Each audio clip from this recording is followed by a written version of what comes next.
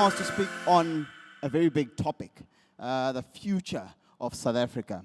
Very, very big topic, very dangerous topic in a way, and I've grappled with it a lot. So once I spoke in the South, and there's this one lady that after I was speaking went to my wife and said, geez, your husband just goes deep very quickly.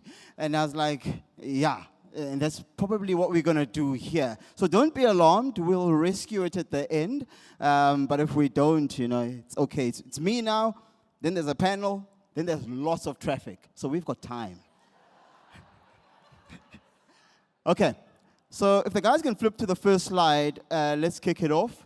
Where I start, and I'm going to get very personal about myself because I think sometimes we've got to challenge how we see the world. Generally, in my talk, I'd be very surprised if you take too many notes. It's not that kind of talk that actually you're going to take notes in. But what I'm hoping to achieve is that hopefully I shift your heart just a little bit. And that, for me, is a little bit important as we close off this day. Now, if we look at this quote, each of us tends to think we see things as they are, that we are objective. But this is not the case. We see the world not as it is, but as we are, or as we are conditioned to see it. When we open our mouths to describe what we see, we in effect describe ourselves, our perceptions, and our paradigms. And I think sometimes the problems that we struggle with in South Africa in terms of the rhetoric that we talk about and the things that grasp our mind and the fears that grasp us come quite a lot from the perception of how we're viewing things. And I'm going to demonstrate that and illustrate that actually on the next slide as I tell you a story. So, 11th of February 1990, a big day in South Africa's term. Nelson Mandela walked out of prison in Paarl. It was a massive, massive day. And at that time, I lived in KZN. Wonderful province. I spent my first 18 years of my life there. I spent the next 19 in the Western Cape. And this was a massive day because in the township where I lived, I remember people marching. It was amazing. It was like this feeling of euphoria. It was like, wow, hope has come to South Africa.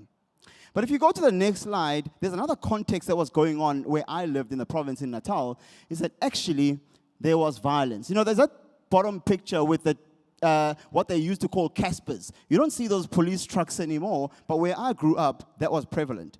And where I lived, we lived sort of on top of a hill, and so you could see people coming into townships. Now, townships have always been designed with one entrance and one exit, so that they could block them off. And so I remember that where you could see the police coming, then you've just got to run home and stay home because trouble had arrived. This was South Africa and my South Africa. Now, in Natal, following the Pretoria Minute, the Pretoria Minute was a meeting on the disbanding of the ANC.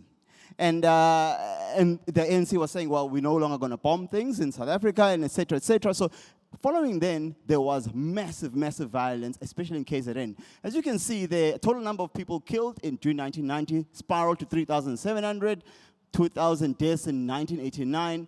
Half of them occurred in Natal.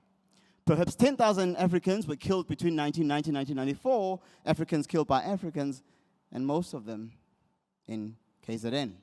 This was my reality. This is where I grew up. This is the South Africa that I lived in. And in the next slide, I was 10 years old.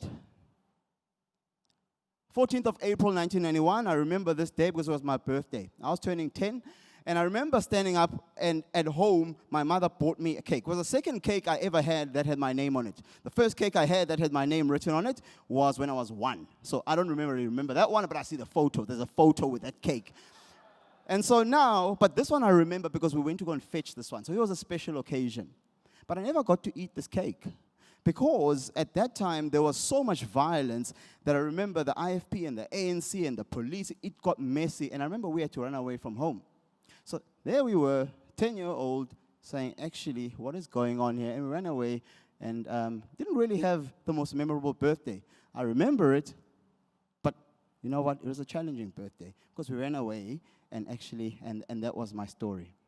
Now, I think what people miss is that sometimes I remember standing in the 90s with my grandmother. My grandmother stayed in a more rural place than we stayed. We stayed in a township. And my grandmother stood me on a hill in the late 90s, and she said, my boy, I want you to remember something. I want to give you a perspective that you don't have. She said, you know what? Just look across the valley. What do you see? And I said, well, I see lots of houses with lights. This is my boy. In the early 90s, there were no lights. There was no electricity. He says, what you are seeing here is a miracle. Change came to us. Our lives have improved. We've got electricity. We can watch TV. We can boil water. So as much as we criticize all that goes on in South Africa and we're worried, there are people that will look at it and say, actually, things actually did get better for us. And we've got to consider that as a perspective. Now, the next slide actually really shakes it up. Because here, we always worry. We are like, oh no, the crime is out of hand. It's a disaster. Guys, where I grew up, now if you see from the late 70s all the way to the mid-90s, to 1994, that is murders per 100,000 people in South Africa. Now, at the peak, actually, if you Google it today, if you look at murders per 100,000 people globally, there's only one country that exceeds that number outside of war. So this is not normal. So South Africa, we must never fool ourselves and pretend that South Africa was in any way or stretch of the imagination normal. South Africa was far from normal. This was a very violent society, and it was at war with itself. I look at the things I grew up seeing. I mean, I've got two kids. I've got a 7-year-old and I've got a 4-year-old. These kids live an amazing life. And I love giving that to them as a father. They go to wonderful schools. They've got two parents who marry each other and together, and they love each other, live in a nice home, and their lives are wonderful. They get to take holidays. But when I grew up, I'd wake up with dead bodies outside my house. I lived in a place where death was so near that actually there's several times in my life where I thought, okay, well, maybe this is the end. And I was saying the other day to a friend of mine that, you know what, the amount of times guns have been pointed at me and I thought, well, this is it. It's actually quite an amazing thing. This is not normal. So when we worry about South Africa and sometimes we have this rhetoric, it's going to the dogs, it's going bad, it's a disaster, you've got to actually think, guys, it cannot get worse than it has been. We've already been there. So the scenario of South Africa going bad has already been. We've overcome the one thing that was really going to derail us. So whenever we say, and we say it a lot in church, the best is yet to come, goodness me, we are living in much, much better times than the times I grew up with. And I remember, at the end of the day, it's all about perspective. Because this is my perspective. This is how I grew up. This is how I've seen the world.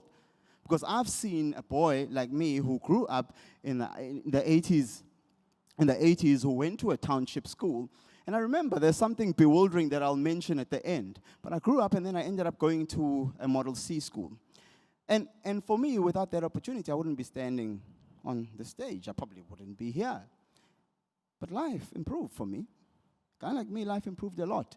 1994, the next slide, is an interesting slide. So obviously a big moment in South Africa's history. What was alarming about this, people stood for days. I still remember this day. I wasn't old enough to vote, but I remember voting. And this was a big moment in South Africa's history, the birth of hope. Of South Africa's 22.7 million eligible voters, 19.7 million voted in 2004. That is alarming as a participation rate in a country where it's not mandatory to vote. But that tells you what was in the hearts of the people of South Africa and the hope that lay in those hearts. So whenever we talk about this country and we analyze the past of this country, we look into the future, never underestimate the hope that lies in the individuals of this country. But we still have one problem. Now, next I'm going to show you a bit of a nerdy thing, but hey, you know, I'm a nerdy guy. So this is a statistical graphic. So this is robbery rates on the y-axis, which is the one that goes up, and then the Gini coefficient. Gini coefficient is the difference between rich and poor. And so therefore, South Africa actually is one of the countries with the highest Gini coefficients in the world. So the haves and the have-nots in South Africa are actually very, very high.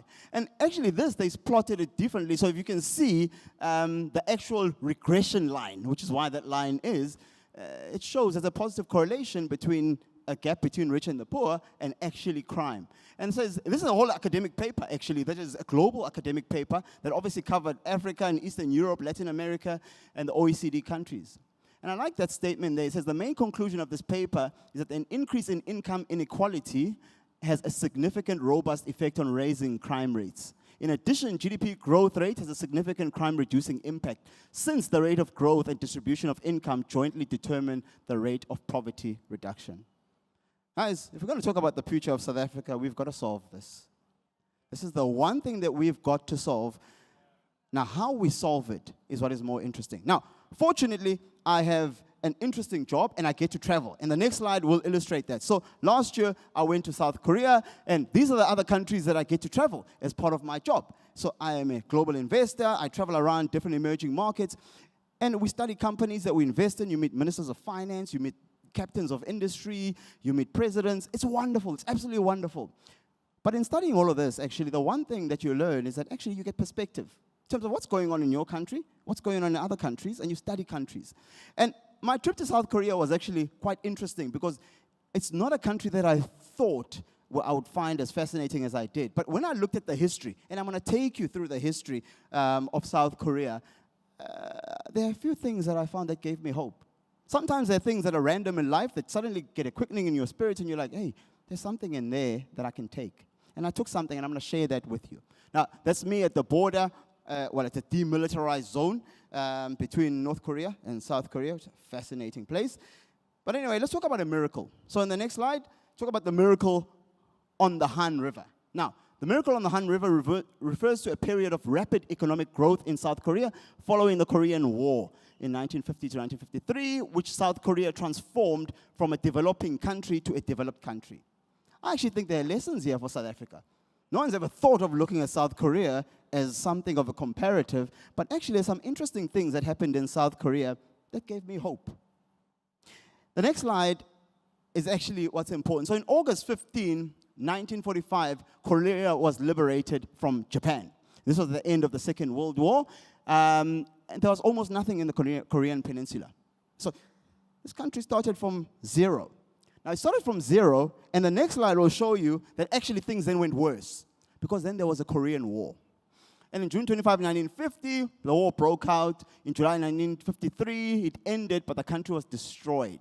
That South Korea relied heavily on foreign aids in the 1950s. 50% of their budget came from foreign aid. South Africa, we don't really have foreign aid. We generate our own income. Per capita income was $86 per person. Per capita is per person, so income per person. It was one of the lowest, 87th on the list of 103 countries as part of the economic statistics. So South Korea, whatever, 60, 70 years ago, was one of the poorest countries in the world. They had nothing. They had no infrastructure. They had nothing. Then something happened. And the next slide started. In that they had this Seimal Undong, whatever that, I don't know how to pronounce that. But in April 1970, this thing that was announced was called an initiative called a movement of wealth. This movement was a philosophy, behavior based on the fundamental confidence of we can do it. Now, there are three things. Diligence, that actually you've got to work. You've got to do something.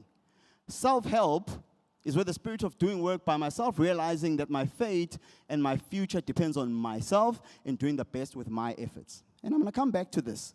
But this one, cooperation, is the spirit of believing the power in unity. It is a spirit that cares for others first and encourages each other and shares with others to help each other work and get over hardness.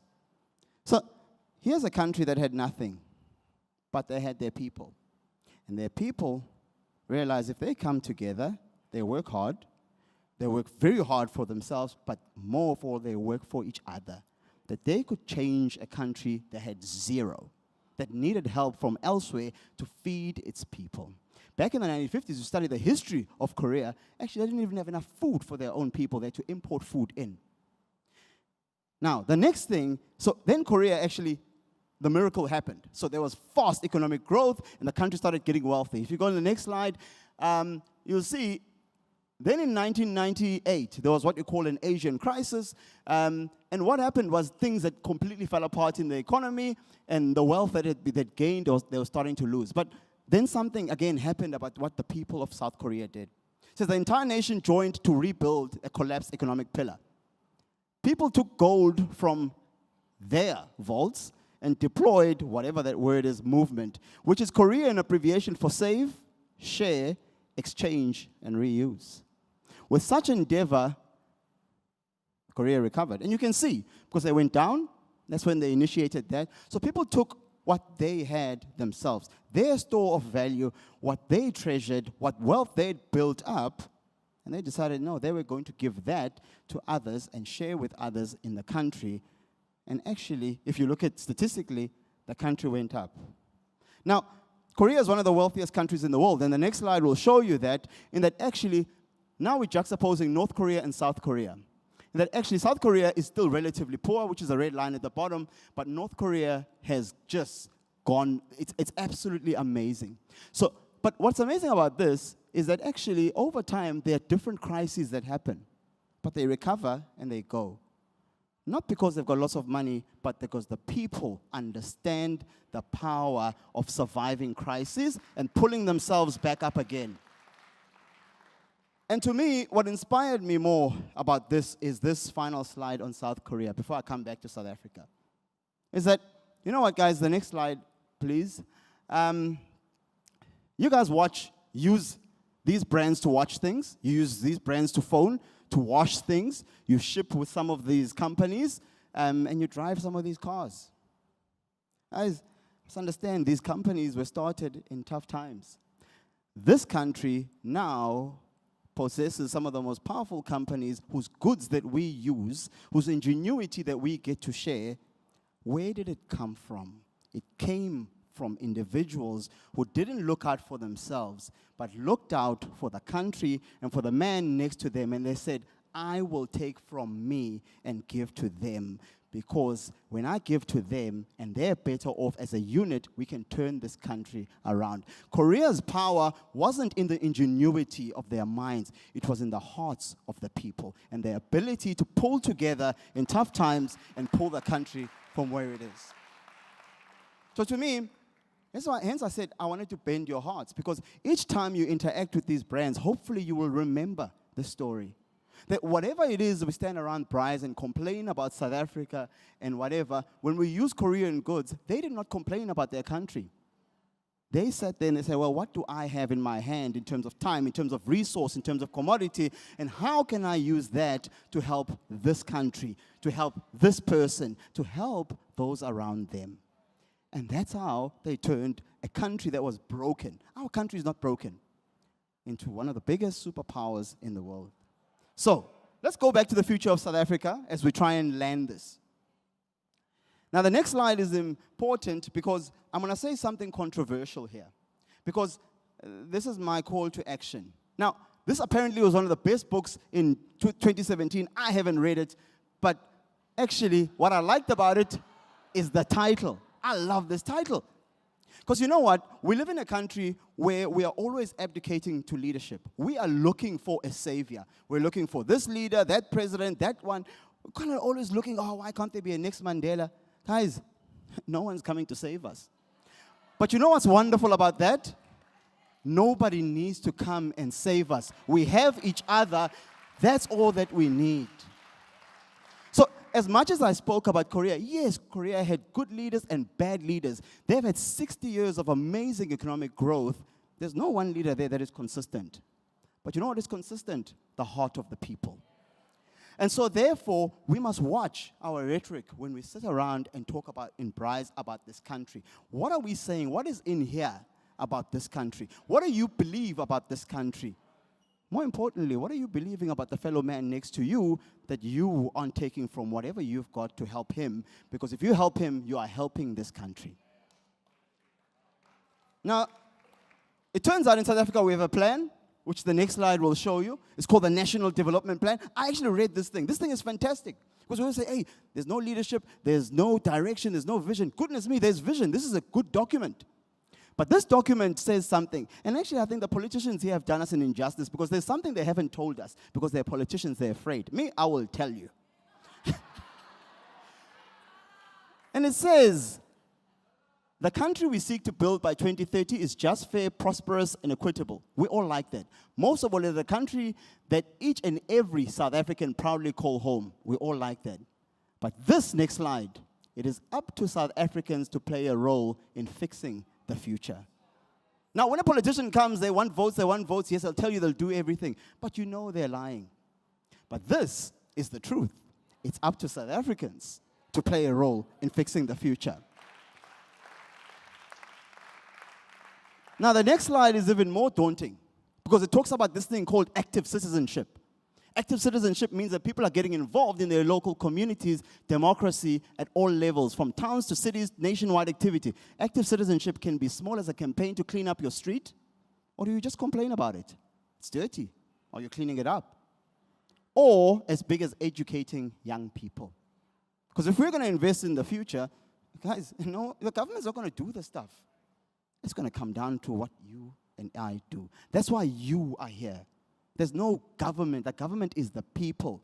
You are here so that you can build this nation. Now, this next thing actually comes from the same National Development Plan. No, sorry, go back.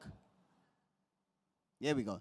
So, and I like this. And again, the government says this in this document, but they don't say it to us in public. And I actually think they should.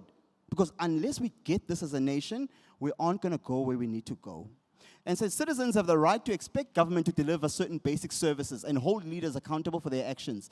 They have responsibilities to other citizens, including mutual respect, tolerance, abiding by the laws. Leaders throughout society have to balance the power they hold with responsibility, including listening to and tolerating different diverse views, promoting social cohesion, and working together to resolve problems. Guys, in our vision for 2030 as a country, we talk about working together, because you know what? If we don't, none of this is going to happen. And actually, they're telling you the government's not going to do anything.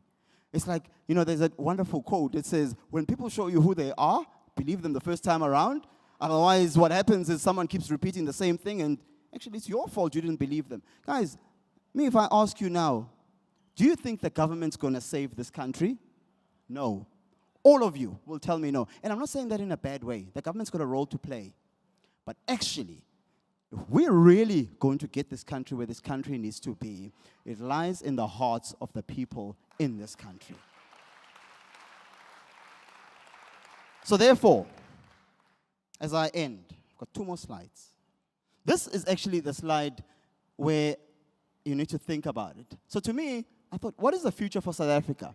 So I said, well, describe your future with regards to your personal hope and dreams for yourself, your family, your business, your community, your province or state. Now I realize in describing the above, you are describing the future you see for South Africa. For South Africa is nothing but a collective of our hopes and dreams. So if you want to stand there and say, I'm worried about this country, what are you saying about your hopes and dreams? Because if my hopes and dreams are positive for this country, are saying I'm going to do something. I don't need to do a lot. I need to do one thing for one person continually. And if we all collectively do that, actually, all of that suddenly comes through. And so to me, if I look at it, we can look at it in terms of scenarios. We can look at it in terms of everything. But at the end of the day, we must understand where the power lies. And we must take responsibility for what we are charged with as the citizens of South Africa. South Africa is a country that's gone through a lot of things. But one thing I can assure you is that actually we are only here because people took responsibility to get us where we are. And actually, as a society, we've got to play our role in taking responsibility to set up the next generation for a better country. And if we say to them, oh, the government didn't do anything, what did you do? That's my question. And so, in the final slide, it's a nice chart, because there you've got a man there who's speaking to the people, and the people are there. The power is strong. The power in people is stronger than the people in power. And we must understand that. How many people are in government? I don't know. Maybe a couple of thousand. How many citizens in South Africa? Okay, 55 million. In all honesty, as much as we keep abdicating, do you really think a couple of thousand people are going to really do the job required to take care of a couple of 55 million people? Or is it the 55 million people that need to pull themselves together and find what's in their hearts to help their fellow man and actually say, you know what, we are the ones who are responsible for this outcome? And my final slide, I like this picture. So this is my final slide. Because, like I said, I was going to tell you a story. So I remember when I was young and I went to a township school. It was wonderful, wonderful.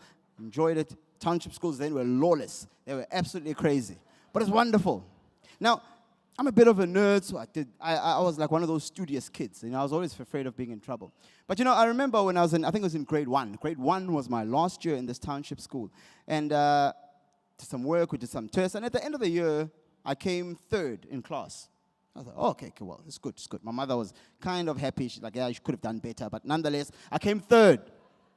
So then I moved to a Model C school where I was the only kid who looked like me in the class. It's fascinating. Now it's new cultures to learn. Wonderful, wonderful. I loved it. But something years later occurred to me, because when I moved to the Model C school, I now was the top kid in the class. But you know what blew my mind? I said, wait a minute. In the township school, I was not the smartest kid. In this other school, I am the smartest kid. So, what happened to the kids in the township school that were smarter than me? Am I not just fortunate that I got an opportunity? And so, when we go and we do church in places like Mitchell's Plain and Gugulethu, it's not a project. There are people in Gugulethu and Mitchell's Plain that are full of potential. All they need is just an opportunity. And guess where that opportunity is going to come from? It's going to come from me and you. Because how I got to the Model C school, I remember, was a bunch of missionaries who came around and convinced my mother that, maybe this boy has some potential. Missionaries or Christian missionaries. Maybe this boy has potential. Can we try and fight for him? Because it was illegal then for a guy like me to end up in a school like that. Can we fight for him to get into the school? And eventually it happened. If it wasn't for those missionaries, where would I be? Same brains, same capability, same dreams, opportunity. In closing, guys, South Africa is ours. If we're going to turn this country around, it's going to take us. And as a nation, we need to pull ourselves together and look at each other in the eye and say, what am I willing to sacrifice to make sure this country is better than I found it? Thank you.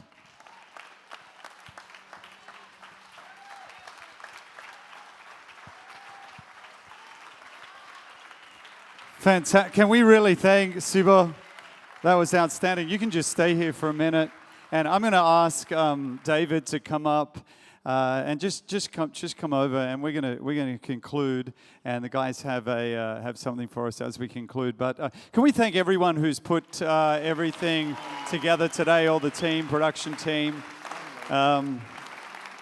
I've loved today, and I think it's we're just committed to doing this because we want to have conversations that help all of us understand the role we can play in making a difference in society, growing together as leaders. And just my prayer is that as we leave today, that we leave with hope in our hearts. And I think, Sibo really helped us to really grasp hold of that.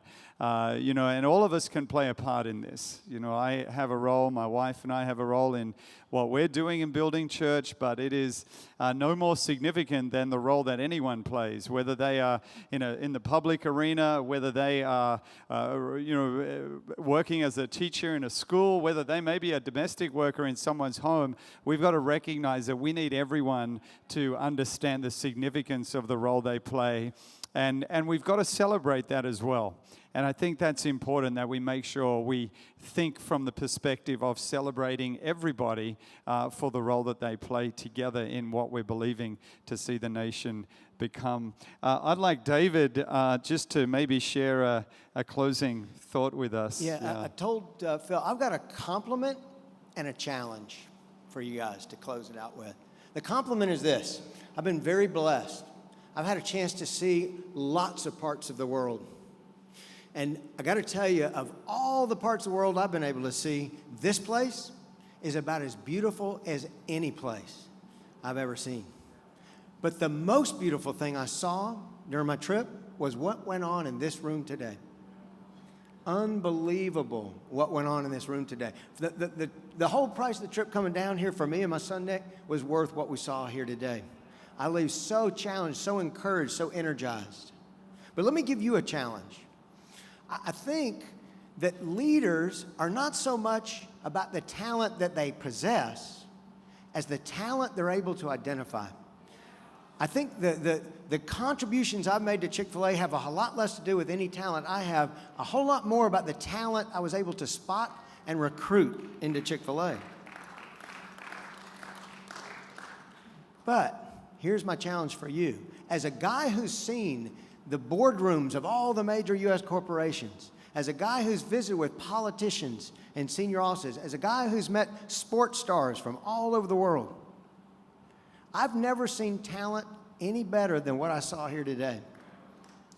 So you've got, it's a compliment, but you've got no excuses because you got the goods to do what Sibo just portrayed. You have got the good. You've got the talent to do what Sibo so wonderfully just cast vision around. I believe. And it's talent that it's going to take. It's talent and vision, foundation. You've got it. You've got no excuses not to make it happen, especially with leaders like these guys. Man, I'm jealous in a lot of ways. So thank you. Can we just one more time thank David for being with us? And who thinks we should get David back another time in the future? Just had so much fantastic feedback from so many different people about just that, like people literally going, "Where did you find this guy?" And so we think this will not be the last time that you. I'll come back to check on your progress because Sibo, I see the plan now. You guys better make progress. Yeah. Or I'm gonna hold you accountable to that. I like that. I like that. And you have to bring Chick-fil-A at some stage in the future. Yeah, That's just I like that. the other part of the promise, part of the deal.